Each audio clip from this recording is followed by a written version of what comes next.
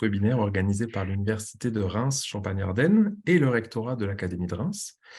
Aujourd'hui, nous allons consacrer l'heure que nous passons ensemble à la présentation des licences Sciences et Vie et Sciences et Vie de la Terre du portail BBTE. Ce webinaire est animé en commun avec le rectorat et puis notre service de la transition lycée-université qui est à l'Université de Reims Champagne-Ardenne. Et nous accueillons dans notre session d'aujourd'hui Nicolas Ethique, qui est enseignant-chercheur à l'Université de Reims, Champagne-Ardenne, à l'URCA, et trois étudiants qui sont étudiants en licence Sciences et Vie et Sciences et Vie de la Terre. Avant de leur laisser la parole et de débuter la présentation, je vous précise quelques informations sur le déroulement de notre webinaire. La présentation des formations va durer environ 30-35 minutes, suivie d'un temps d'échange pendant lequel vous pouvez poser vos questions par écrit via le fil de la conversation qui est intitulé dans cette version de Zoom webinaire Q&R pour questions et réponses.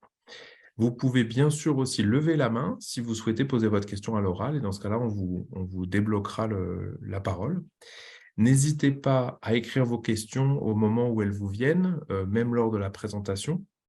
Ainsi, nous pouvons débuter le temps d'échange avec des questions qui sont déjà formulées et puis gagner un petit peu de temps. Je laisse désormais la parole à Nicolas Ethique. Je vous remercie beaucoup de votre attention et je vous souhaite un bon webinaire. Bien, merci Maxime. Bonjour à tous.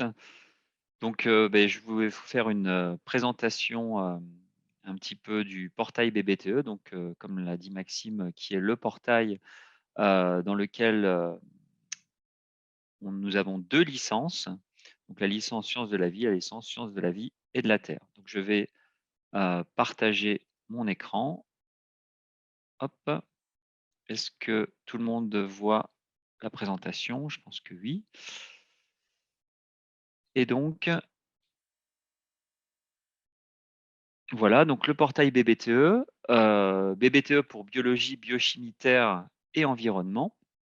Donc en fait, ce portail, c'est une première année qui va être commune à trois mentions de licence que nous hébergeons ici à l'UFR Sciences Exactes et Naturelles de l'Université de Reims. Donc la licence Sciences de la vie, la licence Sciences de la vie et de la Terre. Donc ces deux licences sont accessibles dès la première année chez nous. Et puis une licence Sciences pour la santé, mais qui ne sera accessible qu'en deuxième année, à partir de la deuxième année. La première année étant une année qui se déroule sur le pôle santé dans le cadre de la formation aux études de santé. Donc, j'en parlerai un petit peu aujourd'hui, mais je vais me focaliser sur les deux principales licences que nous hébergeons intégralement ici à l'UFRC. Donc, ce portail est une première année commune, donc avec 2 semestres, puisque à l'université, l'année s'organise en 2 semestres. À l'issue de cette première année, qui est commune, vous aurez le choix de partir, donc cette année dont je suis responsable, on reparlera des contacts à la fin de la présentation. À la fin de cette première année, vous pourrez donc soit rejoindre la licence Sciences pour la santé, qui sera accessible uniquement à partir de la deuxième année. Donc, elle n'est pas accessible sur Parcoursup en première année, en tout cas chez nous. Puis, vous pourrez soit rejoindre la licence Sciences de la vie, voilà. Et enfin, vous pourrez rejoindre ou alors rejoindre la licence Sciences de la vie et de la Terre. Donc, nous avons 3 mentions. Dans chacune de ces mentions, nous avons des parcours bien spécifiques. Donc, comme je le détaillerai peut-être tout à l'heure, mais la licence Sciences pour la santé est plutôt orientée vers les études autour de la santé et de l'homme avec un grand H en général. La licence Sciences de la vie chez nous est plutôt orientée vers tout ce qui est environnement, biologie végétale, l'œnologie, etc. Et puis la licence Sciences de la vie et de la Terre est plutôt orientée vers les métiers de l'enseignement, donc professeur de SVT principalement, mais aussi professeur des écoles, ou alors un parcours purement sciences de la Terre, géosciences de l'environnement. Donc à l'issue de ces 3 années de licence et de ces différentes mentions et parcours, auxquels peuvent venir s'adosser une spécificité qu'on a à Reims, c'est-à-dire qu'on peut également préparer en parallèle de ces années de licence un concours qui s'appelle le concours B, qui permet de rejoindre soit une grande école d'agronomie, soit de rejoindre les écoles nationales vétérinaires. Donc c'est une prépa qui est complémentaire, qui n'est pas obligatoire, qui est soumise à sélection à l'entrée chez nous en licence et qu'on peut suivre en parallèle de sa formation en licence. Donc, à l'issue de ces 3 années, vous pourrez rejoindre un master à Reims. À Reims, nous proposons des masters qui sont dans la continuité de chacune de ces licences et de ces parcours, mais vous pourrez aussi rejoindre d'autres masters dans d'autres universités. Donc, je reparlerai un petit peu tout à l'heure de tout ce qui est poursuite d'études, puisque c'est important aussi dans la continuité de ces licences. Alors, le portail BBTE, donc cette première année commune en quelques chiffres. La première année chez nous, c'est à peu près 300 à 350 étudiants. Parmi ces 300-350 étudiants, nous avons chaque année 248-250 néo-bacheliers. Donc néo-bacheliers qui sont des lycéens qui sortent du lycée. Les autres étudiants étant soit des étudiants en réorientation, soit des étudiants en redoublement, donc des étudiants qui sont déjà dans les études supérieures. Donc l'année s'organise en 2 semestres. Chaque semestre fait 225 heures de cours en présentiel, donc en face à face avec des enseignants. Et à peu près, ça représente 18 heures de cours en présentiel par semaine si on fait une moyenne sur l'année. Bien évidemment, les semaines sont assez irrégulières. Vous pourrez avoir des semaines avec une dizaine d'heures, comme vous pourrez avoir des semaines avec une trentaine d'heures. Ce qui est important de préciser, et c'est une des particularités de l'université, c'est que 95% des enseignements que vous aurez seront dispensés par des enseignants-chercheurs, c'est-à-dire des enseignants qui consacrent la moitié de leur temps à faire de l'enseignement, de la formation, et l'autre moitié de leur temps à faire de la recherche dans un laboratoire, ce qui leur permet d'être au contact en permanence avec les dernières avancées scientifiques dans le domaine dans lequel ils enseignent. En première année, nous avons 18 matières. Et parmi ces matières, et ces 225 heures de cours par semestre, sur l'année entière, 173 heures sont dispensées sous forme de travaux dirigés, c'est-à-dire de petites salles. On a toujours l'image de l'amphithéâtre à l'université, mais on consacre une grosse partie de notre temps à l'enseignement en petits groupes de 32. Et en première année, vous avez également 65 heures de TP, donc là, effectuées en groupe de 16 dans des salles dédiées. 40% des notes, des évaluations se font sous forme de contrôle continu, c'est-à-dire tout au long du semestre, le reste lors de sessions d'examen. Je parlerai tout à l'heure du parcours aménagé, mais nous avons 32 places en parcours aménagé. Donc, c'est un parcours pour les étudiants qui entrent chez nous et qui n'ont pas forcément les prérequis scientifiques nécessaires. Et il faut savoir que depuis quelques années, nous atteignons des taux de réussite en première année de l'ordre de 60 à 75%, donc ce qui est plutôt des bons taux de réussite. Et ça, en partie grâce à différents dispositifs que nous avons mis en place et que je présenterai également tout à l'heure. Alors, comment s'organisent les 2 semestres de cette première année? C'est souvent des questions que les lycéens se posent. Donc, vous avez la répartition en cours magistraux TDTP. Les cours magistraux ont lieu en amphi, donc vous voyez que c'est à peu près 40% de vos enseignements. 40% des enseignements sont dispensés en salle de classe, si je puis dire, comme au lycée, en groupe de 32, ce qu'on appelle les travaux dirigés chez nous. Et 20% des enseignements se font sous forme de TP, donc en salle TP, avec 16 étudiants. Si vous regardez un petit peu le pourcentage de chacune des disciplines qui sont enseignées dans cette première année, vous voyez que 60% des enseignements sont dans des sciences de la vie, donc de la biologie sous toutes ses formes, biologie animale, végétale, biologie cellulaire, génétique, etc., microbiologie. Vous avez à peu près 9% des enseignements qui sont en sciences de la Terre. Et puis, vous voyez qu'on trouve des enseignements de mathématiques, de physique, de chimie, donc des enseignements que vous avez déjà au lycée, ce qui permet d'assurer une bonne transition entre le lycée et l'université. Et puis, dans ces 60% d'enseignements en sciences de la vie, eh bien, vous verrez un petit peu toutes les disciplines des sciences de la vie, ce qui vous permettra, à l'issue de cette première année, de bien choisir votre mention, votre parcours en fonction de votre appétence vers plutôt la biologie animale, la biologie végétale, la santé, etc.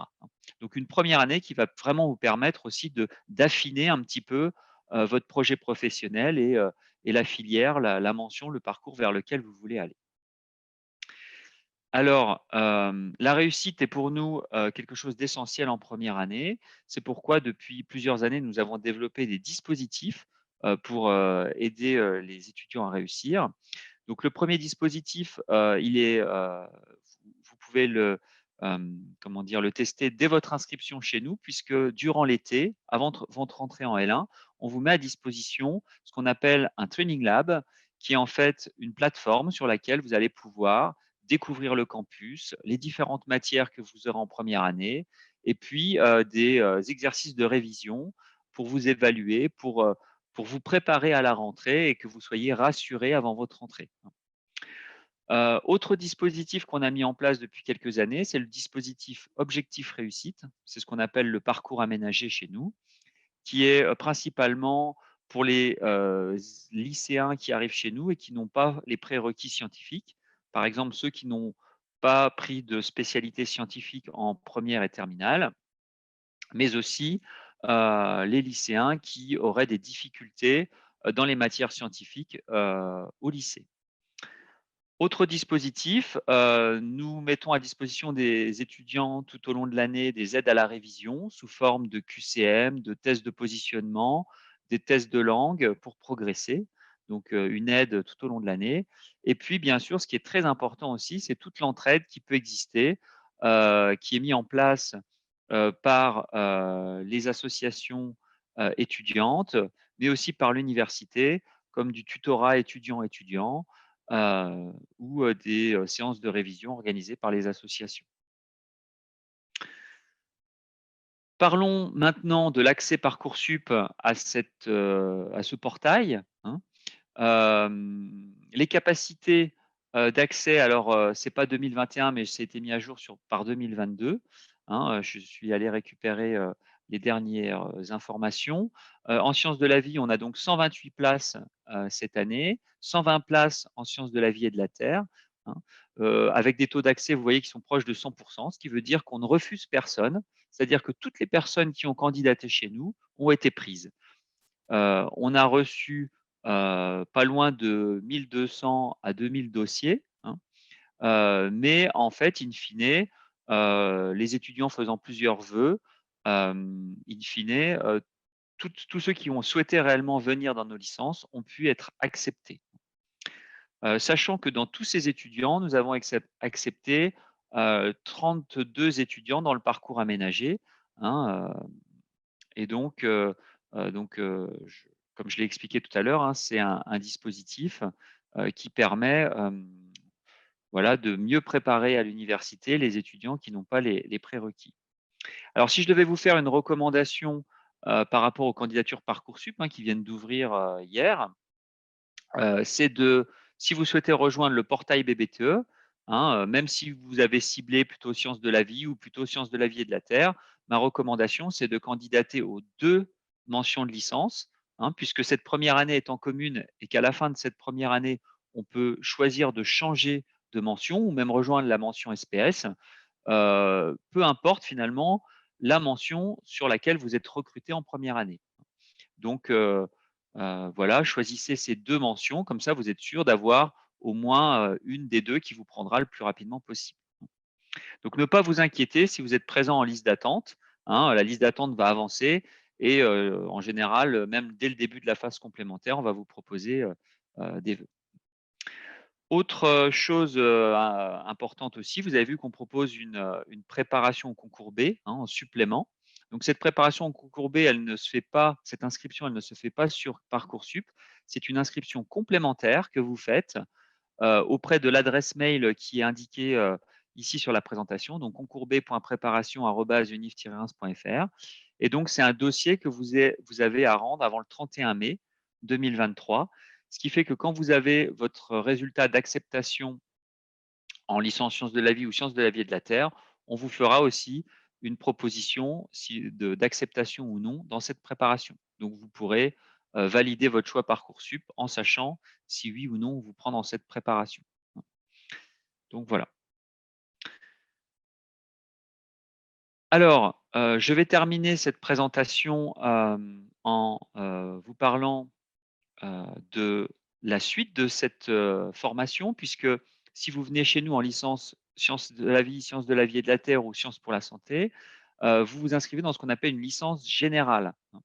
Une licence générale, c'est une licence qui va vous permettre d'acquérir des savoirs fondamentaux en biologie et en sciences de la terre, un savoir-faire, hein, comme une pratique en laboratoire et sur le terrain, hein, principalement sur le terrain pour ce qui est de l'environnement, de la géologie. Mais vous allez aussi apprendre à travailler en groupe, en autonomie, à communiquer et vous allez surtout apprendre à comprendre et analyser une problématique scientifique.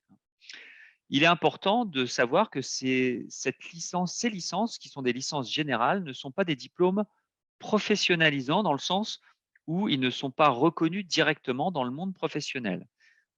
Ce qui est important, c'est que quand on s'inscrit à ce type de licence, c'est qu'on a l'intention derrière de poursuivre avec une formation professionnalisante. Donc, à l'issue de cette licence en 3 ans, la suite logique sera de rejoindre un master, hein, donc un diplôme à bac plus 5, donc 2 années supplémentaires. Alors, les masters, on va trouver des masters dans la continuité de chaque mention de licence et de chaque parcours.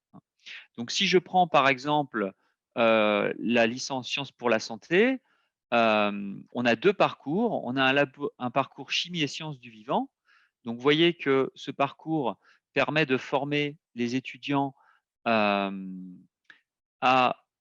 des postes d'ingénieurs d'études, de responsables en R&D, des chefs de projet, des experts, et de rejoindre tous ces secteurs d'activité que vous voyez ici encadrés, comme des laboratoires de recherche et développement dans l'industrie chimique, agroalimentaire, pharmaceutique, cosmétique, et donc voilà, au service de l'homme avec un grand H euh, avec un grand H.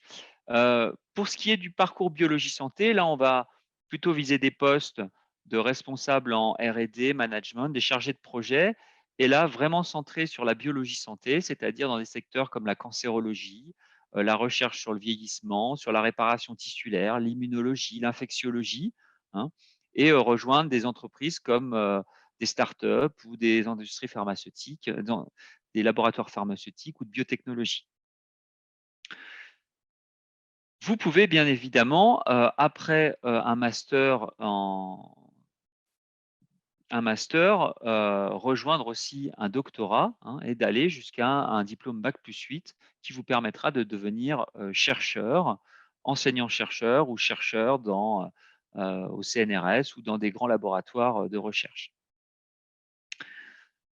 Si vous choisissez plutôt la licence sciences de la vie et ses parcours, hein, qui sont vraiment centrés sur les biologies, biotechnologie végétale, l'environnement ou même l'œnologie, hein, vous voyez que les masters qu'on propose sont des masters qui sont dans la continuité, hein, donc, si vous avez pris le parcours sciences de l'environnement, bah, vous aurez un master risque et environnement. Si vous choisissez un parcours plutôt œnologie, vous irez vers un master plutôt centré vers la vigne et le vin, ou vers le DNO, qui est le diplôme national d'œnologue.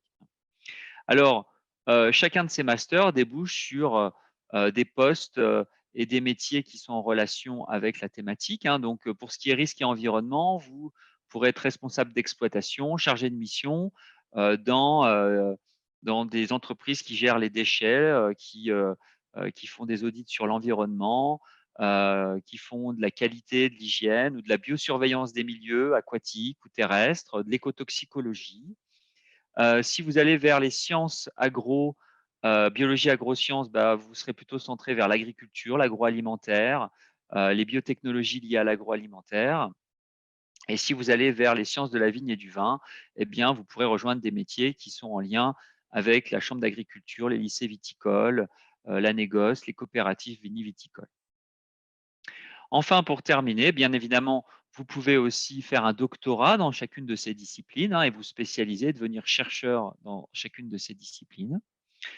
Et donc, pour terminer, la poursuite d'études en sciences de la vie et de la terre.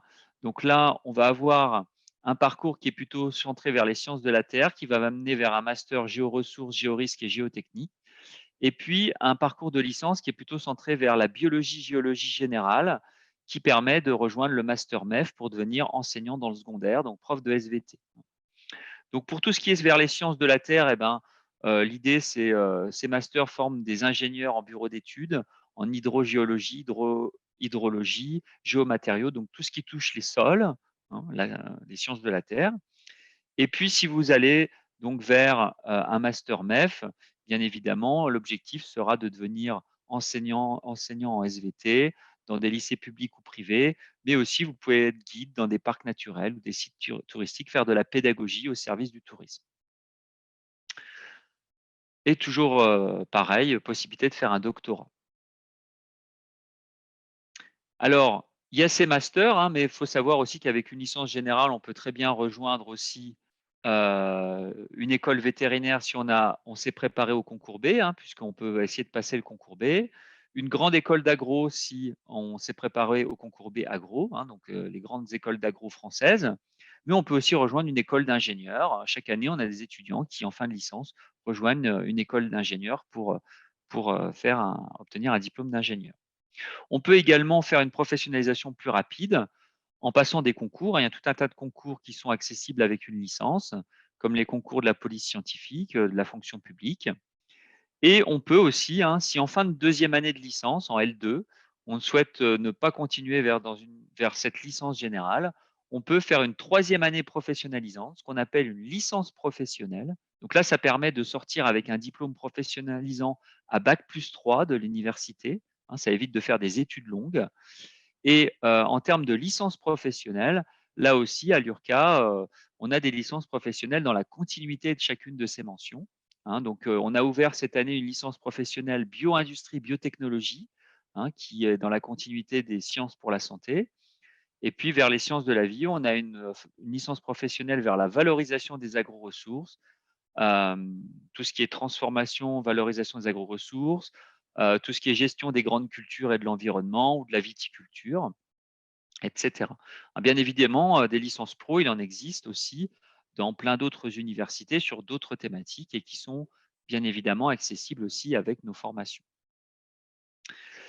Voilà, pour terminer, je vais laisser la parole à 3 étudiants qui sont chez nous, alors soit en licence sciences de la vie, soit en licence sciences pour la santé, en deuxième ou troisième année. Certains ont aussi font la prépa concours B.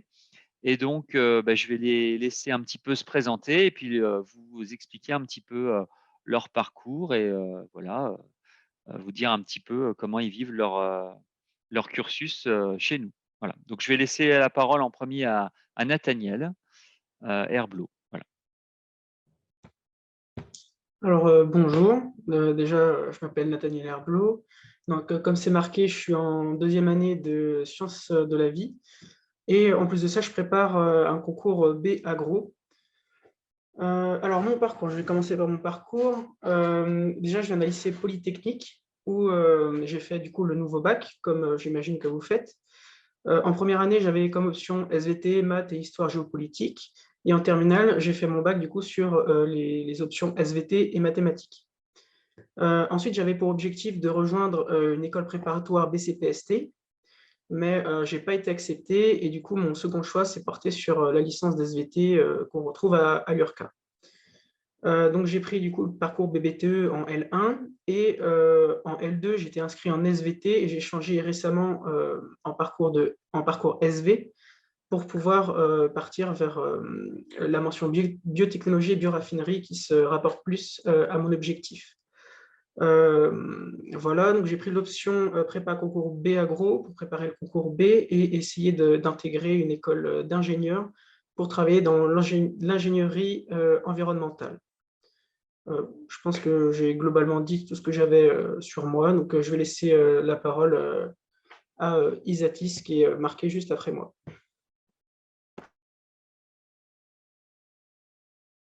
Vous n'avez pas activé votre micro, Isatis. C'est pas grave. Pardon. Donc, bonjour à tous, moi je suis Isatis Pêcheux, je suis actuellement en L3 SPS option biologie santé. Mon parcours, je viens d'un lycée, j'ai fait l'ancien bac, donc j'ai fait le bac S option SVT. J'ai ensuite fait 2 PACES que j'ai pas réussi, donc je me suis réorientée en L1 BBTE et que j'ai réussi du coup. Et après, j'ai fait ma deuxième année où j'ai pris l'option SPS. et ça se passe super bien. Donc voilà. Et actuellement, du coup, je fais un stage au CHU de Reims au pôle de génétique. Et je pense que voilà. Donc je vais laisser la parole à Julie. Bonjour tout le monde. Alors moi c'est Julie Clérissy. Je suis en deuxième année en licence sciences de la vie. Mais du coup j'ai eu l'ancien bac aussi. J'ai fait une terminale S, une spécialité SVT aussi. J'ai tenté la PACES mais j'ai raté aussi. Et j'ai eu une licence de psychologie, sauf que ça me convenait pas pour ce que je voulais faire plus tard. Du coup je suis en licence biologie, sciences de la vie, pour tenter le concours pour entrer en école vétérinaire à la fin de la licence. Et pour l'instant, ma licence se passe plutôt bien. Voilà. Très bien, merci à vous trois. Est-ce que, juste peut-être avant de passer aux échanges, aux questions, est-ce que chacun, vous pouvez un petit peu expliquer rapidement comment s'est passée votre première année, votre intégration chez nous, et voilà, ce que vous avez trouvé, ce qui a été difficile pour vous peut-être en première année, et éventuellement comment vous avez réussi à surmonter ces difficultés. Parlez un petit peu de votre première année, je pense que ça va intéresser un petit peu les lycéens qui nous écoutent. Alors, je ne sais pas qui c'est qui veut commencer. Nathaniel, peut-être. Est-ce que vous pouvez raconter un petit peu comment s'est passée votre première année? Est-ce que c'était difficile? Est-ce que voilà. D'accord. J'ai passé ma première année. Alors, je connaissais pas beaucoup de monde. J'avais quelques potes avec qui je m'entendais bien. Je parle côté social. Euh, ouais, c'est ça, je connaissais pas grand monde. Après, ce qui était côté plutôt court, honnêtement, moi, j'ai adoré. Moi, c'était surtout les CM et les TP. Donc, les CM, c'est les cours magistraux où on est en face d'enseignants-chercheurs, donc qui nous expliquent leur matière, leurs cours. Et moi, j'ai trouvé ça incroyable parce que tous les enseignants-chercheurs sont passionnés par ce qu'ils font. Et c'est entraînant, en fait, quand ils racontent, pour la plupart, pour la plupart. Après, il y a des cours mieux que d'autres, ça dépend aussi des affinités.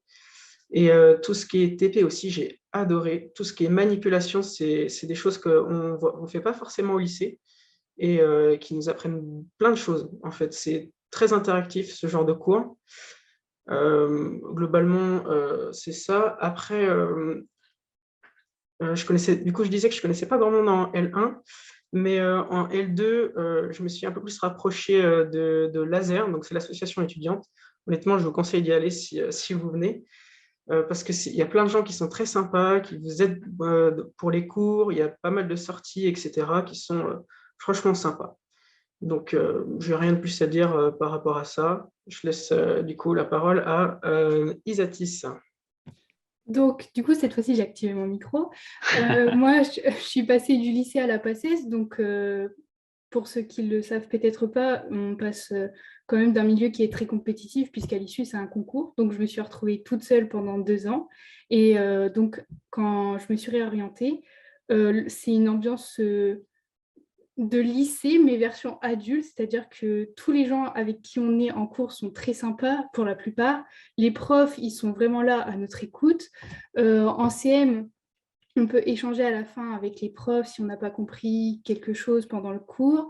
Et les TD nous permettent d'approfondir le cours et de mieux le comprendre. Et les TP encore plus. Et c'est ce qui permet aussi les TD, les TP de se rapprocher des autres étudiants et de ne pas être tout seul au final.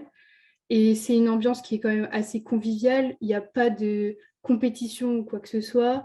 On s'entraide tous, c'est-à-dire que si on a un problème, on peut aller demander à un étudiant, à un professeur.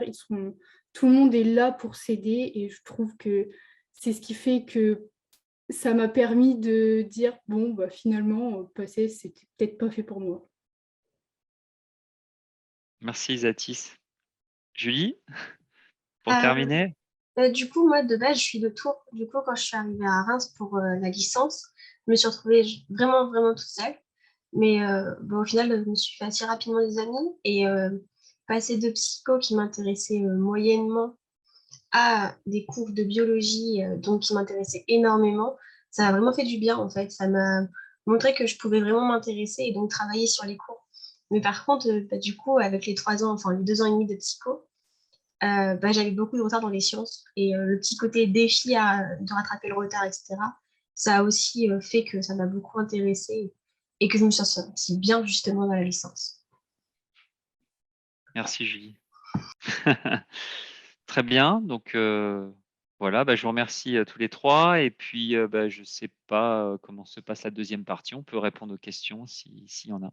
Mais oui, c'est une très bonne idée. Un très grand merci à tous les quatre pour vos interventions. C'est vraiment intéressant de vous entendre, mais très précis. Je pense que nos participants apprécient la précision et la qualité de vos informations. Alors, on a plusieurs questions. N'hésitez pas, en tout cas, les autres participants à lever la main ou à mettre des questions dans le fil Q&R, questions-réponses. La première, je vois que Denis Hamel du rectorat nous a rejoint et a commencé à répondre. Oui, vous pourrez retrouver la présentation sur un site. En fait, on va vous envoyer à la fois le support de présentation et le lien vers l'enregistrement de ce webinaire à tous les inscrits. Et également, on vous renverra vers la rubrique sur le site de l'URCA qui s'appelle Transition lycée-université, où vous retrouvez l'ensemble de ces webinaires et puis d'autres informations qui sont assez utiles pour préparer sa première rentrée à l'URCA. Alors, une question un peu technique. Combien de places y a-t-il en prépa concours B option veto? Alors, la prépa concours B option veto, on a en première année actuellement 16 places. Donc, ce qui veut dire qu'on choisit parmi nos 250 néo-bacheliers, il y en a 16 qui sont éligibles. Alors, sachant que les 250 ne s'intéressent pas à la prépa concours B. En général, on a une chance sur 2 d'être pris. Donc, voilà, on a à peu près une quarantaine de dossiers chaque année et on en prend 16. Voilà. Donc, en première année, on prend 16 étudiants sur la base d'une sélection qui se fait sur les notes de première et terminale, dans les matières scientifiques, la note du bac, la moyenne de nos bacs. Et alors, comme maintenant, on fait la sélection avant le bac, on regarde principalement les notes dans les spécialités scientifiques. Ce qui nous intéresse vraiment, c'est la spécialité physique-chimie, puisque l'épreuve du concours B veto est une épreuve de chimie. Donc, il faut avoir un bon niveau en chimie et cette préparation, elle se fait surtout sur la base de cours de chimie. Donc, voilà. Donc, 16 places. Il faut savoir qu'on prend des fois des étudiants en prépa concours B à partir de la deuxième année. C'est-à-dire, si vous n'avez pas été pris en première année, c'est parce que votre dossier n'était pas assez bon par rapport à d'autres. Et donc, on vous laisse la possibilité de faire vos preuves en première année. Et à la fin de la première année, vous pouvez recandidater. Et si vous avez des bons résultats en première année, sachant que souvent on perd des étudiants en cours de route, il y a des places qui se libèrent, on peut vous réaccepter à partir de la deuxième année. Voilà. Voilà ce que je peux dire sur la prépa concours B. Merci beaucoup. Il y a Lilou qui voudrait en savoir un peu plus sur cette option agro-veto pour savoir comment ça se passe. Est-ce que c'est une option en plus? Est-ce que c'est une prépa en plus de la licence? Ce n'était pas très clair pour elle. Alors oui, c'est des cours. En fait, c'est une préparation qui se fait en plus. C'est-à-dire vous avez tous les cours de votre licence et en plus, vous avez à peu près par semestre entre 30 et 50 heures de cours en plus. C'est-à-dire qu'au premier semestre, vous avez 225 heures de votre licence et vous avez une trentaine d'heures en plus. Ces heures en plus, c'est quoi? C'est principalement des cours de chimie, puisque, comme je l'ai dit tout à l'heure, l'épreuve d'entrée au concours B, c'est une épreuve de chimie. Donc, il faut avoir un niveau de chimie qui soit bien supérieur à celui qu'on attend dans la licence SV-SVT. Donc, on vous met des cours de chimie en plus. Vous avez de l'anglais en plus et vous avez des heures de préparation au concours. C'est-à-dire, on travaille sur des annales, on vous prépare au concours, à l'oral, parce qu'il y a un oral aussi au concours. Donc, voilà. Mais d'un point de vue disciplinaire, ce sont des cours de chimie que vous avez en plus. Ce qui veut dire aussi que si vous faites cette prépa au concours B, imaginons que vous n'avez pas le concours, vous finissez avec une licence SV, SPS ou SVT, avec en plus un bagage en chimie qui peut être très intéressant aussi pour votre poursuite d'études. C'est-à-dire, voilà, vous êtes à la fois des biologistes, mais vous avez aussi un bagage en chimie important. Donc voilà, ça c'est en cas d'échec au concours. Donc voilà en gros en quoi ça consiste. C'est vraiment des cours en plus. Voilà. Pour compléter, Clément pose la question sur les 16 étudiants qui préparent chaque année le concours B, prépa veto, combien en moyenne réussissent le concours?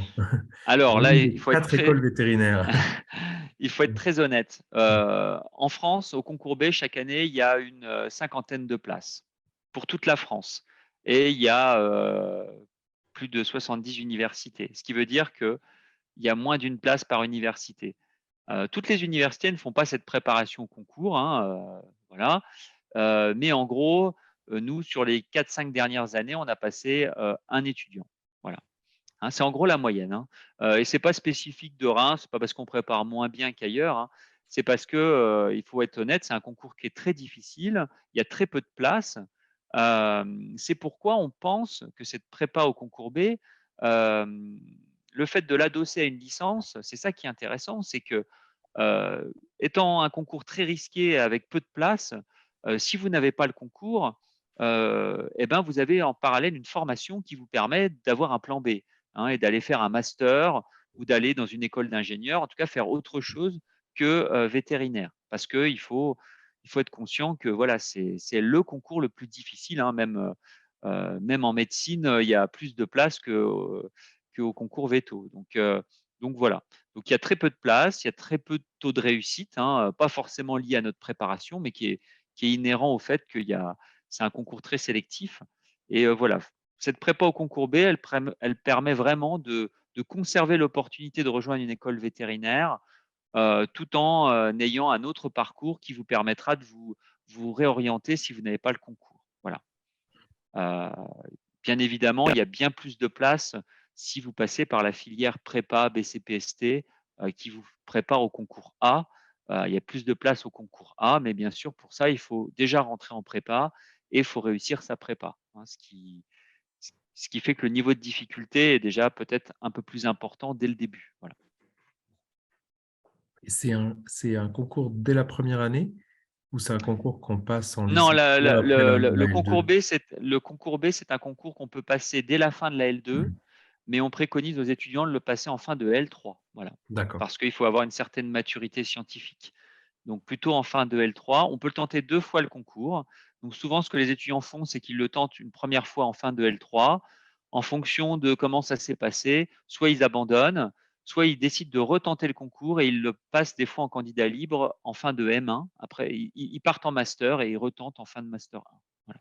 En général, ceux qui l'ont eu chez nous sont des étudiants qui l'ont eu alors qu'ils étaient en master. Voilà. Parce qu'il faut bien comprendre que bon, il y a l'épreuve de chimie, mais après, il y a un oral où on doit disserter sur un sujet scientifique. Et c'est vrai que plus on est avancé dans sa licence, plus on a une maturité scientifique qui permet de bien disserter. Voilà. Alors, on change de sujet, on sort un peu de la prépa agro-véto. Est-ce que les cours sont compliqués par rapport au lycée, demande Loélia, par rapport à la charge de travail? C'est peut-être une question qu'on peut poser aussi aux étudiants. Ouais, je propose de plutôt laisser parler les étudiants. Tu veux Je répondre? sais. Eh ben, oui, Vous avec tous? plaisir. Bah, moi, je vais parler pour mon cas. Je trouve, au lycée, j'avais un très mauvais niveau parce que je travaillais pas, tout simplement. Et on se rend vite compte qu'à la fac, on ne peut pas y arriver si on ne travaille pas régulièrement, si on ne prépare pas les TD et si on ne prépare pas les TP. Donc, c'est pas compliqué à partir du moment où on travaille régulièrement. Et je sais que tous les profs disent ça, mais on se rend vite compte que bah, il y a une raison pour laquelle ils disent ça. Il n'y a rien de compliqué, c'est juste il faut être régulier dans le travail et tout ira bien. Voilà. Merci. Merci, Zatis. J'ajouterais aussi un petit truc, c'est par exemple si vous avez du retard dans une matière ou autre, ne pas hésiter, enfin des trucs que vous ne comprenez pas, n'hésitez pas à demander aux profs, même par mail ou autre, vous pouvez prendre rendez-vous avec eux pour revoir certains passages du cours que vous n'avez pas compris. Et ça aide beaucoup justement bah, pour réussir.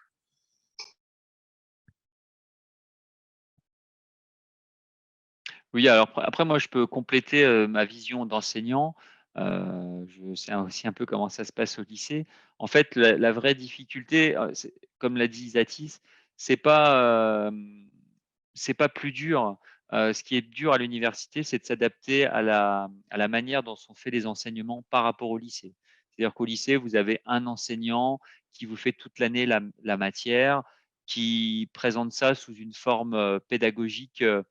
Voilà, vous avez des TP, mais à l'université, les cours sont vraiment découpés en 3 parties. Il y a les cours magistraux où c'est vraiment du cours, où c'est comme un livre qu'on lirait sur les sciences. Voilà, on vous donne de la connaissance.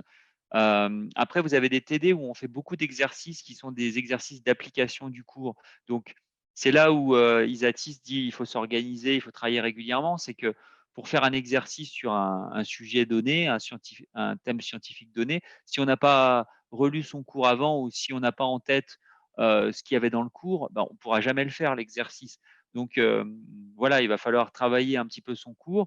Et puis tout de suite, on se rend compte que les réponses de l'exercice, elles sont dans le cours. Donc, c'est vraiment, voilà. De la même façon, quand on va en TP, il y a un protocole, il y a des résultats, il faut interpréter les résultats. Bah, c'est pareil. L'interprétation des résultats, elle a été donnée dans le cours, donc, où elle a été travaillée en TD. Donc, en fait, c'est vraiment réussir à bien mettre en corrélation ces 3 modes d'enseignement et travailler régulièrement pour que chaque mode d'enseignement produise des effets et soit efficace, hein. Donc, c'est vraiment ça. Voilà. Merci beaucoup. Une question, il y a un participant, monsieur ou madame Jean-Arc, qui demande la parole. Alors, je vais vous permettre de parler, comme on dit dans Zoom. Est-ce que vous n'hésitez pas à prendre la parole? Là, vous pouvez activer votre micro. Alors, en attendant, je vous pose aussi une autre question. La même Loelia demandait, est-ce que la licence nous permet de devenir géologue, mais pas dans l'ingénierie? Est-ce que la licence nous permet de devenir, mais pas dans la.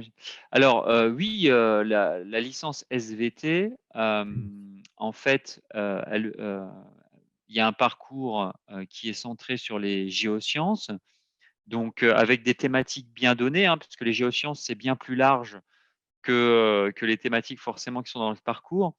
Donc effectivement, à l'issue de cette licence, il y a un master sur Reims qui est basé sur les géorisques, donc sur tout ce qui touche au sol, qui permet, in fine, de passer un doctorat et de devenir géologue au sens noble du terme, voilà, donc d'être chercheur en géologie, hein.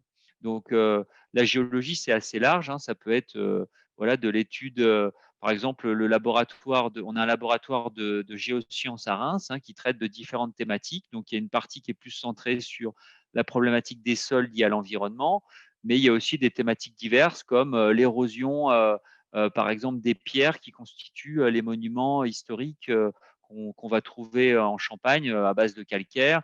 Voilà, donc la géologie, les géosciences, c'est très, très large. Donc oui, on peut devenir, en suivant cette licence, en faisant un master puis un doctorat, on peut devenir chercheur en géosciences et donc géologue. Après, je sais que il est prévu qu'il ouvre aussi à Reims une licence pro centrée sur les géosciences, hein, donc qui permettra aussi d'avoir des diplômes à bac+3 autour de cette thématique. Et puis, il ne faut pas oublier aussi qu'avec cette licence sciences de la vie et de la terre, vous pouvez aller candidater aussi sur d'autres masters dans d'autres villes, hein. Voilà, à Clermont-Ferrand, vous pouvez devenir vulcanologue.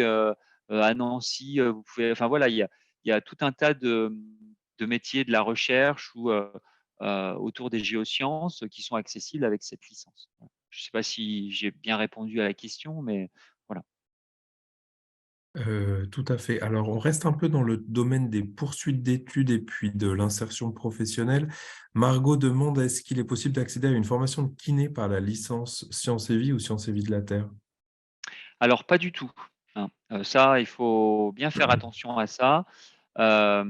Pour être kiné, il faut prendre une préparation, une LAS, hein, une licence d'accès aux études de santé. Et kinésithérapie, c'est vraiment très spécifique, hein. Toutes les LAS n'ouvrent pas à kiné, hein. Je crois, de mémoire, parce que je ne suis pas spécialiste, hein, il me semble que la LAS STAPS permet d'accéder aux études de santé kiné. et puis peut-être la LAS sciences, mais je ne suis pas sûr. En tous les cas, ce n'est pas en venant chez nous que vous pourrez rejoindre kiné, ça c'est sûr. Hein, il faut vraiment faire une LAS. Voilà. Je conseille à Margot, sur la page des webinaires Transition lycée-université, d'aller visionner le replay du webinaire de présentation de la licence TAPS, puisque là, l'enseignante-chercheuse Karine Brett, responsable de la licence, vous explique les quelques places qui sont réservées aux prépa kinés. Et puis, sachez aussi que on en parlera à la fin, mais le samedi 4 février a lieu la journée porte ouverte de l'ensemble des formations de l'URCA.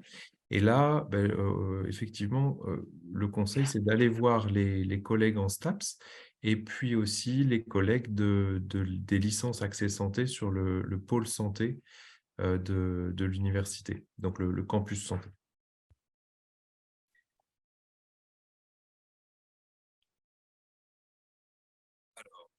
Continue sur poursuite d'études. Ilana demande: j'aimerais faire un master en éthologie. Par la suite, quelle serait la spécialisation à prendre en L2? Alors, pour ce qui est éthologie, il vaudra mieux choisir la licence sciences de la vie, parcours environnement. Voilà. Parce que c'est un parcours dans lequel vous allez avoir des enseignements sur la biodiversité, sur la diversité voilà, du monde vivant, biologie animale. Et donc, c'est dans ce parcours-là que vous pourrez rejoindre plus facilement un master d'éthologie que nous n'avons pas à Reims. Hein, voilà.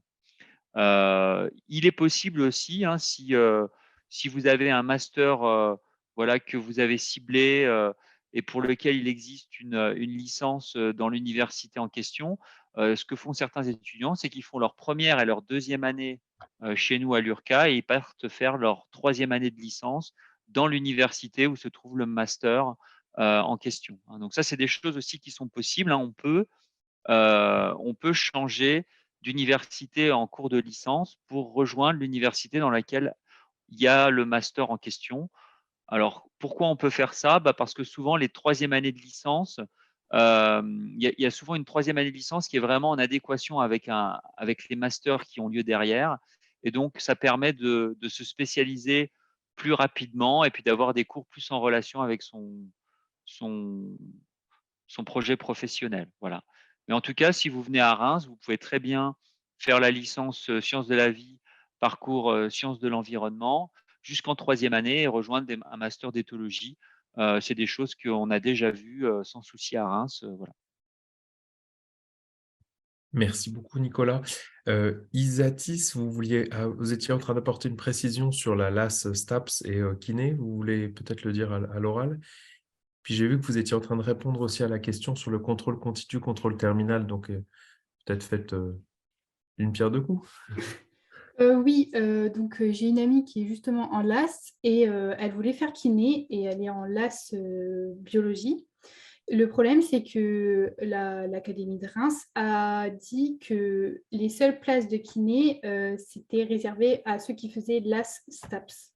Donc, il n'y a pas de place de kiné disponible pour ceux qui font une autre LAS que LAS STAPS. Pardon. Et pour ce qui est du contrôle continu et des examens, on a la plupart du temps, c'est moitié contrôle continu et un examen terminal à la fin de chaque semestre. Voilà. Parfait. C'est tout à fait ça. Alors, on arrive un petit peu plus sur du contenu. Quel est le programme en mathématiques? Quel est le niveau? Demande Sandrine. Alors, le programme en mathématiques en première année, c'est pas un programme très important. Pour vous dire, en première année, on a seulement une dizaine d'heures de maths. Voilà. On n'a qu'une matière avec 10 heures de maths dans lesquelles on redonne aux étudiants les bases d'arithmétique principalement et tout ce qui concerne les études de fonctions. Voilà. C'est-à-dire ce qui permettra aux étudiants après de travailler sur des courbes, puisqu'en biologie, en sciences biologiques, on travaille beaucoup sur des courbes, sur des histogrammes, voilà. Et puis des bases aussi en probabilité statistique, voilà, puisqu'on travaille aussi, on valide souvent nos résultats par des analyses statistiques. Voilà pour ce qui est du programme de maths. Donc, pas un niveau vraiment très difficile. Hein. à la limite, c'est plutôt la physique qui est en première année, qui va faire appel à des bases mathématiques qui sont un petit peu plus complexes. Et c'est plutôt là où les étudiants, les lycéens qui n'ont pas des fortes bonnes bases en maths peuvent avoir des difficultés, c'est à comprendre les sciences physiques. Donc là aussi, en sciences physiques, il y a une partie du cours de l'enseignement de physique où il y a des rappels de maths. Voilà. Il faut savoir quand même que quand on recrute les étudiants en première année, les maths, c'est pas une spécialité qui est forcément importante pour nous en recrutement Parcoursup. On regarde surtout la physique-chimie, les sciences de la vie et de la terre. Donc, on peut très bien être bien classé chez nous en n'ayant pas suivi la spécialité maths.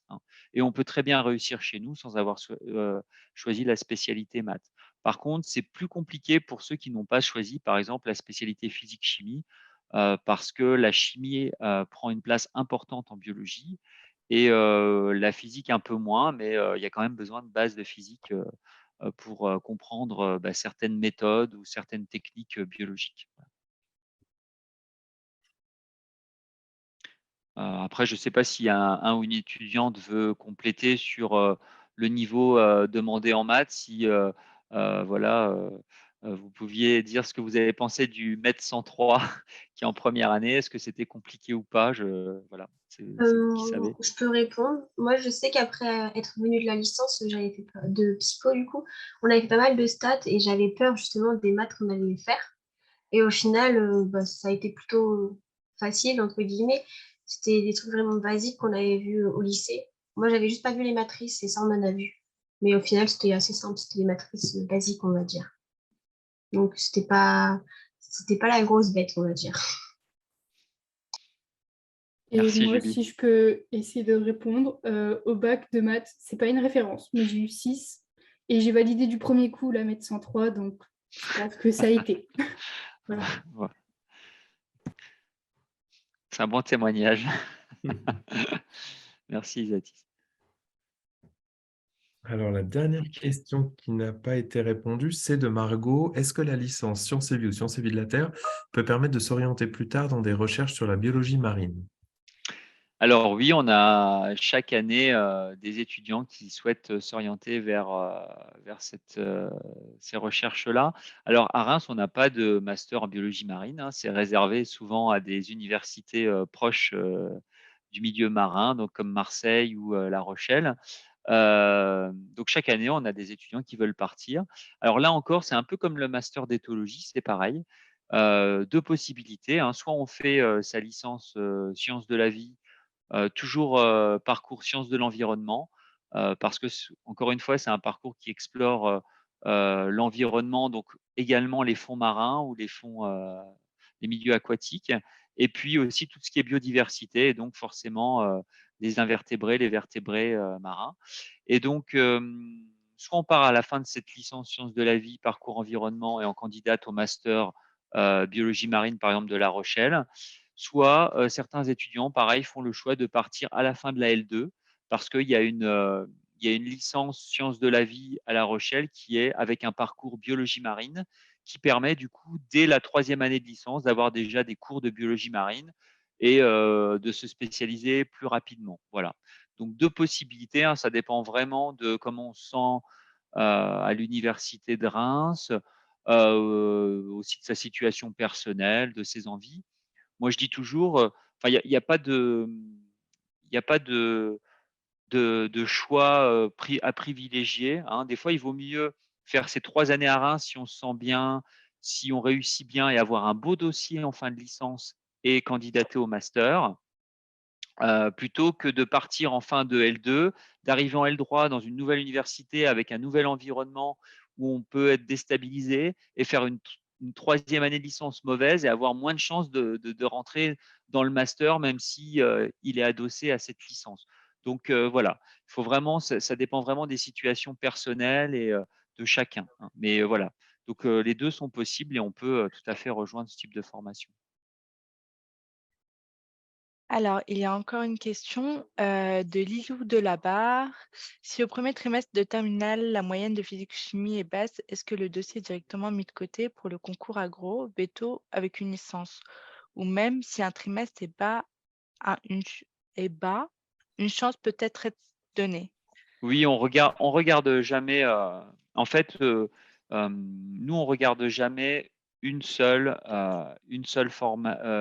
note, hein, quand on regarde un dossier. Mais c'est pareil pour le classement Parcoursup, hein, quand on classe les dossiers, on regarde l'intégralité du cursus. On regarde tous les trimestres de première et tous les trimestres de terminale, hein. Ce qui est important, c'est la continuité, hein. On a le droit de on est conscient qu'il peut y avoir un trimestre difficile, un problème personnel, voilà. On a l'habitude à l'université d'avoir ce type de situation avec des étudiants qui ont des parcours de vie très différents, certains qui ont voilà, des problèmes personnels, de santé ou autres. Donc, moi, je ne regarde jamais qu'une seule note, on ne regarde jamais qu'une seule note, hein. On va vraiment regarder toutes les notes sur 2 années, et on va voir, voilà, c'est comme ça qu'on évalue à peu près le niveau, hein. C'est jamais sur une note. Voilà. Donc, voilà. Vous pouvez très bien avoir 8, je ne sais pas moi, en physique-chimie au premier trimestre de terminale, mais si vous aviez 11-12 en première, on va se dire bah, voilà, que c'est un accident de parcours, par exemple. Donc, voilà, on va vraiment regarder l'ensemble. La même personne avait écrit est-ce qu'il donne aucune chance si un trimestre c'est difficile et regarde l'ensemble, même si un trimestre est bas? Donc, je pense que vous avez Et répondu ben à la voilà, question. c'est à peu près la même réponse, hein, voilà. On regarde jamais un seul trimestre. On regarde toujours, on fait la moyenne de tous les trimestres du début de la première jusqu'à la fin de la terminale. Voilà. Alors, toute dernière question. Donc, Margot Lyotard, comme les matières ne sont pas différenciées au lycée pour la physique et la chimie, comment vous pouvez faire la part des choses si on est bon en chimie mais pas en physique? Eh ben, c'est une très bonne question. On ne fait pas la part des choses et on ne sait pas. Donc voilà, on doit se contenter des indicateurs qu'on a. Effectivement, il est possible qu'un élève ait une moyenne de physique-chimie qui soit basse, mais principalement due à ses difficultés en physique. Donc c'est un peu le souci. Bon, voilà. En général, on regarde quand même l'ensemble du dossier, hein, c'est-à-dire que on regarde un petit peu toutes les matières scientifiques, on regarde aussi les maths, on regarde l'anglais, enfin voilà, on regarde un petit peu tout. On essaie de. C'est pas le critère principal de sélection, hein, la note de physique-chimie, hein. C'est on regarde l'ensemble, quelle moyenne il a à peu près en première, moyenne générale, quelle moyenne il a en terminale, et puis après, on va aller regarder dans un second temps bah, la physique-chimie, les maths, voilà, et puis voilà, c'est pas forcément le critère principal. Donc, mais effectivement, on peut pas différencier les deux, ça c'est pas possible. Donc, mais voilà. Alors, elle a juste rajouté d'accord, merci, car j'ai toujours eu une bonne moyenne en physique, chimie depuis la première, mais au deuxième trimestre de terminale, la physique fait baisser ma moyenne. Ouais. Non, mais voilà, vous inquiétez pas. Enfin voilà, tout n'est pas basé là-dessus. Et puis, vous êtes tous un petit peu dans la même situation, de toute façon, principalement. Donc voilà, merci beaucoup à vous tous pour votre participation. Merci également aux intervenants et aux élèves. Donc, on vous renverra également le replay de ce webinaire ainsi que le support de présentation et on reste à votre disposition si vous avez des questions supplémentaires. Donc voilà, n'oubliez pas qu'on a 2 gros temps forts à l'université. Si vous avez des questions voilà, donner à l'équipe ou quoi que ce soit. Donc, c'est UGLU, donc une immersion à l'université, mais aussi les journées portes ouvertes le 4 février. Donc voilà, merci, bon courage à vous et bon courage à ceux qui passent le bac cette année. Merci beaucoup. Merci à tous.